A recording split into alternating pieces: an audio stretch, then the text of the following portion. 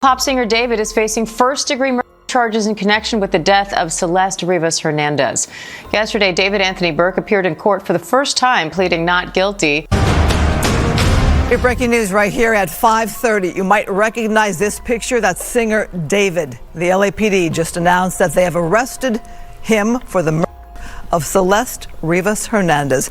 The 21-year-old singer, whose real name is David Burke, has been at the center of the investigation since her body was found in a Tesla. The medical examiner's report obtained by NBC4 Investigates has revealed the cause of death for 14-year-old Celeste Rivas Hernandez. This is a 26-page report. The cause of death is officially a homicide from multiple penetrating injuries, and I'll explain a little bit more about what this might mean. I do want to warn everyone, these details are pretty disturbing. These charges include the most serious charges that a DA's office can bring. 2 days after singer David Burke, better known as David, was charged with murder, the cause of death of Celeste Rivas Hernandez is now known. 7 months ago, the teenager's dismembered body was found in the front trunk of the performer's Tesla. Investigators believe her body had been decomposing for some time. The medical examiner Wednesday confirms the 14-year-old died from multiple penetrating injuries caused by objects and ruled her death a homicide. The report reveals several wounds that indicate sharp to her upper body, her abdomen, and stomach area. The death investigation summary states Celeste Rivas Hernandez died by, quote, multiple penetrating injuries caused by objects, 2 wounds to the torso, and wounds that penetrated her liver and her chest. LAPD detectives believe she was killed a year ago on April 23rd. Her body then disappeared 2 weeks later in early May.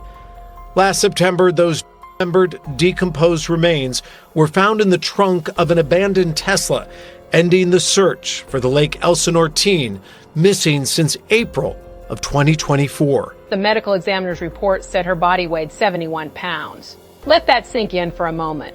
A girl, just 14 years old, found months after she was last seen alive inside the front trunk of a Tesla belonging to one of TikTok's most streamed artists. Her name was Celeste Rivas Hernandez. She was from Lake Elsinore, California. She had a family who loved her, a mother who cried for her, and a future that was taken from her before she ever had the chance to live it. Prosecutors say the man responsible is David Anthony Burke, known to millions of fans around the world as D4VD. A 21-year-old musician who went viral overnight, built an empire on streaming platforms, and was in the middle of a world tour when investigators connected a devastating discovery back to him. The alleged motive? Simple, devastating, and chilling in its coldness. Today, I am announcing the charges against David Anthony Burke, the musician known as David, spelled D4VD, in connection with the brutal and horrific of Celeste, a 14-year-old at that time. These charges include the most serious charges that a DA's office can bring. That is first-degree murder with special circumstances. The special circumstance is being lying in wait, committing this crime for financial gain, or murdering a witness in an investigation. Celeste, prosecutors say, was on the verge of exposing a secret, one that D4VD, according to the Los Angeles County District Attorney, could not afford to let reach the surface. And so, according to prosecutors, he made a calculated decision. His career was worth more than her life. First-degree murder with special circumstances. Mutilation of human remains. These are the charges he now faces. He has pleaded not guilty. But the evidence, forensic, digital, and what investigators determined at the scene tells a story that prosecutors say will be impossible to ignore. Today we are going through all of it. Who was Celeste? What really happened inside that Hollywood Hills home? And how did a rising music star allegedly become the central figure in one of the most devastating cases Los Angeles has confronted in years? Stay with me, because Celeste Rivas Hernandez deserves more than a headline. If you're watching this for the first time, this channel exists for one thing, telling the full story, not the headline version, the complete victim-centered truth. Subscribe right now. Now let's begin. The public conversation around the loss of Celeste Rivas Hernandez shifted dramatically when the Los Angeles County Medical Examiner's Office released its official findings. Chief Medical Examiner Dr. Odi Okpo made a statement worth hearing directly. After several months, I am grateful this information can now be released, not only to the public, but also to the grieving family enduring this loss. It is unfathomable they have had to wait this long to learn what happened to their daughter. Making this information publicly available is not just about accountability. It is about social justice and prevention. That statement matters because it tells us something important. Even those within the system, the professionals tasked with the clinical work of determining cause and manner of death, understood that this case carried weight far beyond any courtroom. The medical examiner's findings confirm what investigators had believed. The manner of Celeste's passing was determined to be a homicide. The cause was documented as multiple penetrating injuries caused by a object or objects. 2 specific points of injury were identified, one in the right abdominal area and one in the left chest area. The report also confirmed that Celeste's remains had been in an advanced state of decomposition when discovered. Her body, found inside the front trunk of a Tesla belonging to David Anthony Burke, weighed just 71 pounds. Toxicology testing returned presumptive positives for benzodiazepines and methamphetamine. These findings will almost certainly become focal points at trial, both for what they potentially tell us about Celeste's final hours and for how each side interprets their significance in front of a jury. Forensic expert Barry Fisher, the former director of the Los Angeles Sheriff's Department Crime Lab, drew specific attention to a detail documented in the medical examiner's report, fragments of blue plastic material embedded within the described injuries. That's possibly from fragments of a plastic device, a knife or something, Fisher said. All this information is going to be important for the jury to hear. They're going to want to know the particulars about what had happened. 7 months passed between the day Celeste was last seen alive and the day her remains were found. 7 months during which evidence naturally degrades. Chief Jim McDonnell addressed the timeline directly. My duty is not to fuel speculation. It's to deliver justice. This investigation was driven by a single purpose, to secure justice for Celeste Rivas and for those who loved her. The substantial amount of time that passed meant crucial evidence had degraded or disappeared. We had to be certain that nothing would jeopardize this case. No, there's things that certainly we don't put out there. It's not our role to be feeding the news media, if you will, or the concern of some of the public. We have enough to be able to have probable cause to make an arrest, and we present the case to the district attorney. They view all of the evidence and weigh it, and then be able to put together a presentation for a jury at some point. So to say anything beyond what's necessary at this point could potentially jeopardize the case, and we don't want to do that. District Attorney Nathan Hochman has matched that directness on the prosecution's confidence. What makes us confident is the totality of the evidence. I want to pause here for just a moment. Drop one word in the comments, just one, describing how you feel hearing these findings. One word. I want to see what this community is feeling right now, before any of this. Before the headlines, the courtrooms, the legal proceedings, and the celebrity angle, there was a girl named Celeste. And if we lose sight of that truth at any point in this video, we have failed in the most fundamental way possible. Celeste Rivas Hernandez was 14 years old from Lake Elsinore, California. Her parents are Jesus and Mercedes Rivas Hernandez, parents who describe their daughter with the kind of specific, loving detail that only comes from truly knowing someone.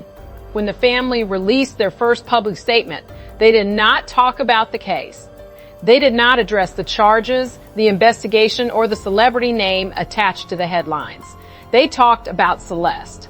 Celeste was a beautiful, strong girl who loved to sing and dance. Every Friday night was movie night, and we spent wonderful times together. We love her very much, and she always told us that she loved us. We miss her deeply. We have some breaking news moments ago. The family of Celeste Rivas Hernandez has released a new statement after singer David appeared in court yesterday. The family says, quote, "We would like to thank the Los Angeles Police Department and the District Attorney's Office for their hard work. We would also like to thank the people of Lake Elsinore for all of their support.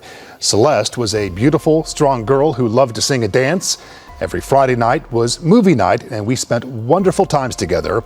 We love her very much, and she always told us she loved us.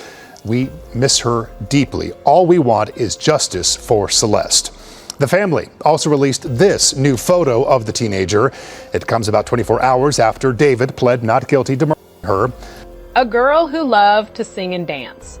A family that had Friday movie nights. A daughter who told her parents she loved them. That is who Celeste Rivas Hernandez was. That is who this case is about. Not the celebrity name. Not the music industry implications. Not the viral moment that finally brought national attention to what a Lake Elsinore family had been living with for months. A girl. A family. A love that no verdict can replace and no sentence can repair. The family also released 4 words that have since become the anchor of everything that follows. The phrase that has traveled from court filings to social media timelines to news broadcasts around the world.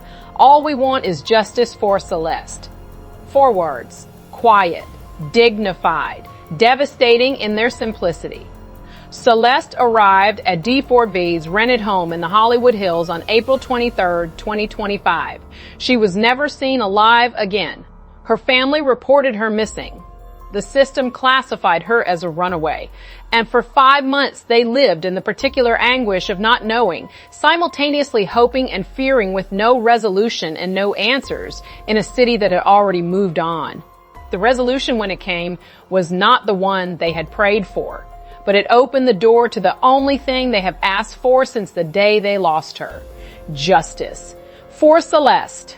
If Celeste, the story, deserves to be heard by more people, and it does, share this video right now. Every share pushes her name further than the algorithm alone will take it. Please take 5 seconds and share this. April 23, 2025 was a Wednesday in Los Angeles, a bright spring day.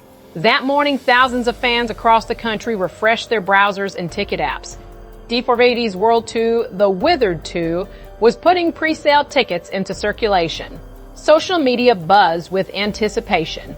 Young fans coordinated with friends, calculated travel plans, and shared their excitement across every platform his name appeared on. By every external measure, it was a great day to be David Anthony Burke. Celeste Rivas Hernandez arrived at his rented Hollywood Hills home that same day. What is not disputed by either side is that she was there. What allegedly happened inside is documented in the charges filed by the Los Angeles County District Attorney. According to prosecutors, Celeste came to that location with a specific purpose. She had reached a decision point. She was prepared to expose something that D4VD needed to remain hidden. And according to Hochman, D4VD's response was deliberate, calculated, and, prosecutors allege, irreversible. This murder was committed for financial gain, Hochman stated publicly. The financial gain was for Mr. Burke to maintain his very lucrative musical career that Celeste was threatening.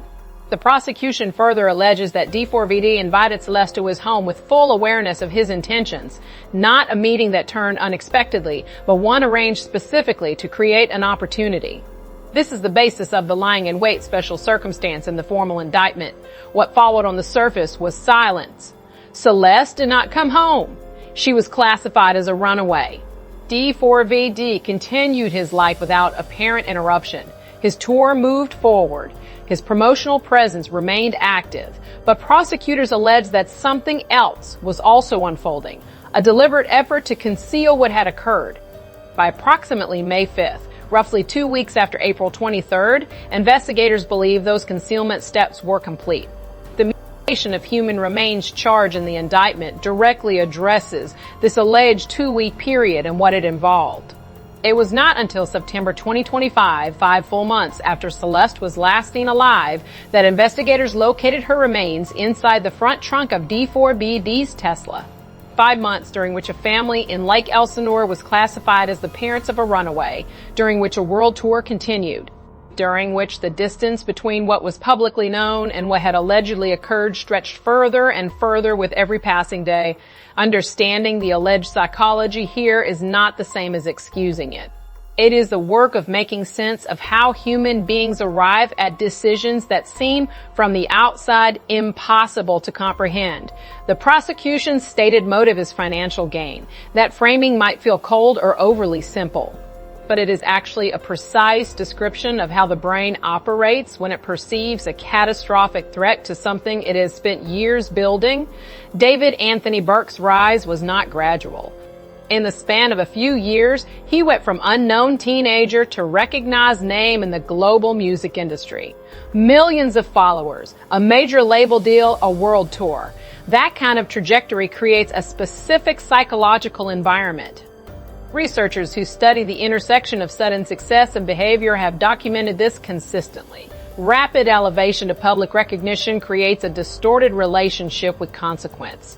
The rules that govern ordinary life begin to feel like they do not fully apply.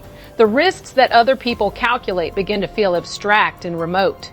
When something threatens to end all of it, when a specific person represents an existential risk to everything built, the psychological response can be extreme.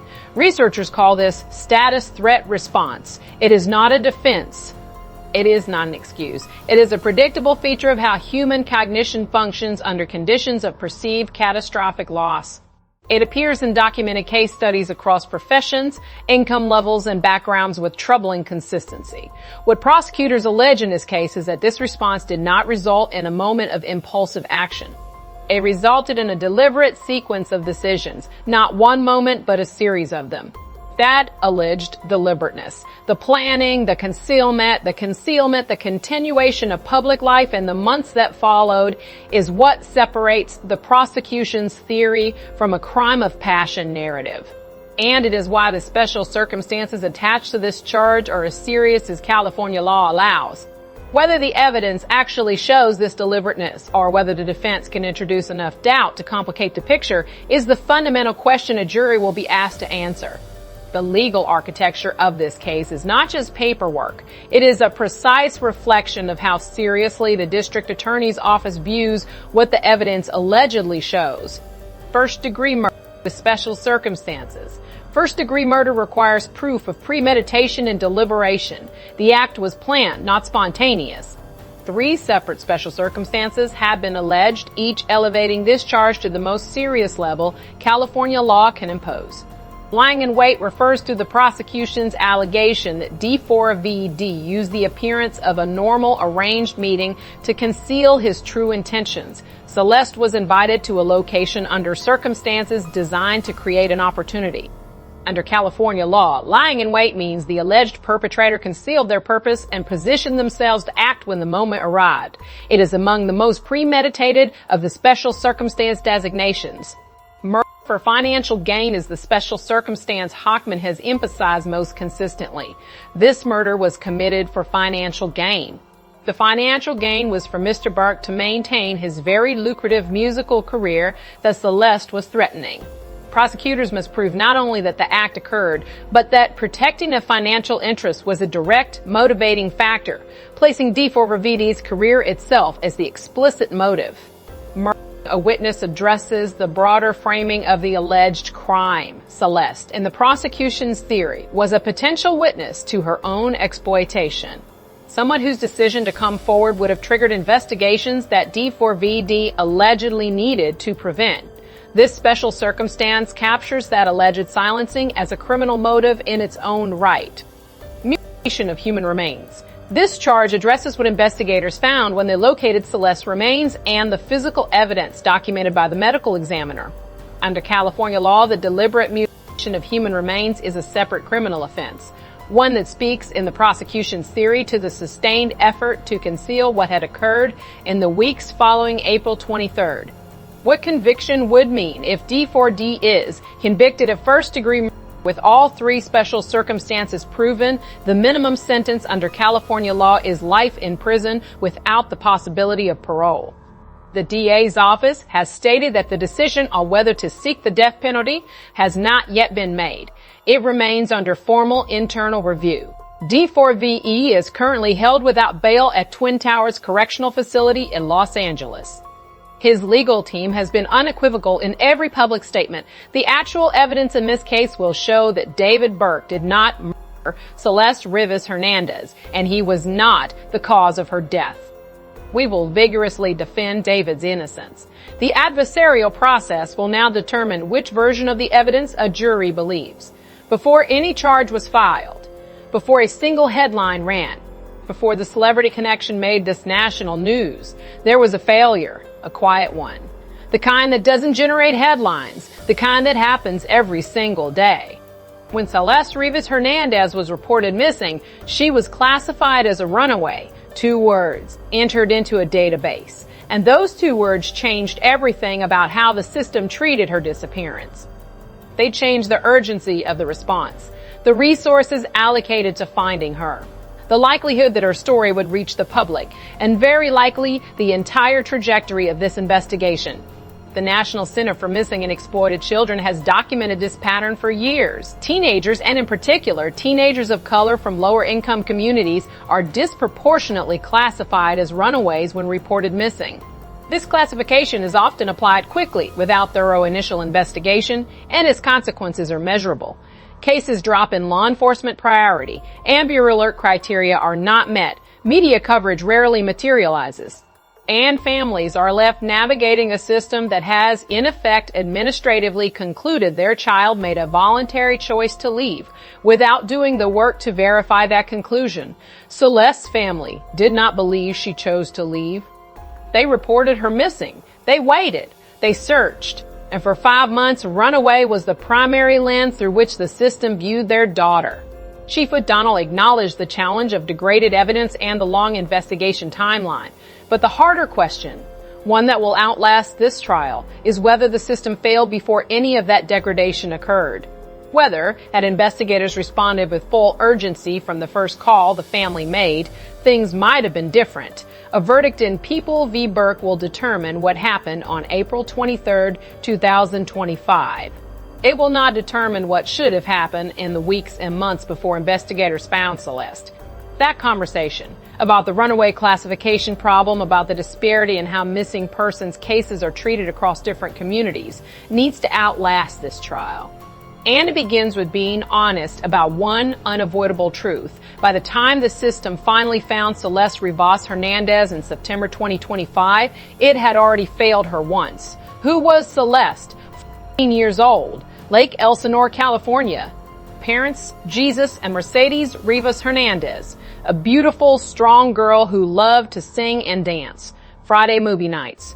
A daughter who told her parents she loved them. A future taken before it could unfold. Who is David Anthony Burke? 21-year-old musician known professionally as D4 David from Houston, Texas. Rose to fame through a viral TikTok moment and built a career including millions of streaming followers, a major label deal with Interscope Records, and the Withered World Tour. Currently held without bail at Twin Towers Correctional Facility, Los Angeles. The timeline, April 23, 2025, Celeste arrives at D4D8's Hollywood Hills home. Never seen alive again. Same day, Withered Tour pre-sale tickets go on sale. April to September 2025, Celeste reported missing, classified as a runaway.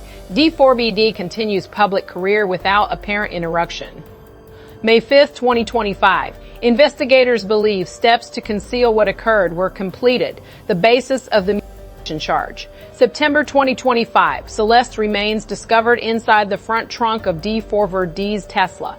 The charge is first-degree murder. 3 special circumstances: lying in wait, murder, financial gain, a witness mutilation of human remains, additional counts related to alleged ongoing exploitation, medical examiner findings, manner of death, homicide cause, multiple penetrating injuries, sharp object, 2 documented injury sites, body weight at discovery, 71 pounds, advanced state of decomposition toxicology. The financial gain was for Mr. Burke to maintain his very lucrative musical career that Celeste was threatening.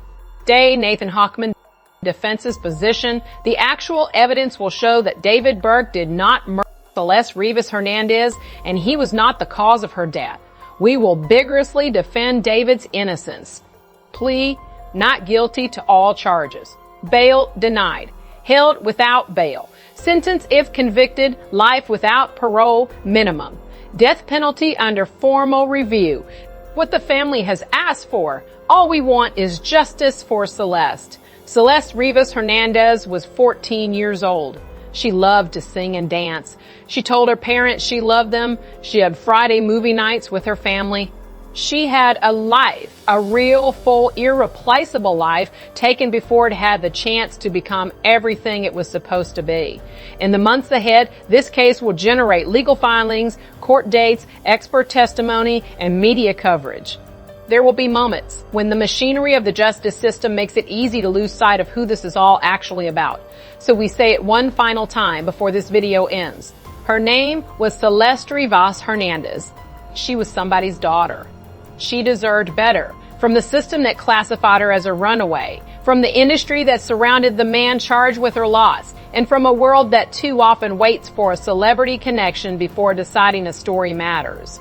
She matters. Her family matters. And their ask, all we want is justice for Celeste, is the only ask that belongs at the center of everything that follows. We will be here for every development. Subscribe if you haven't already.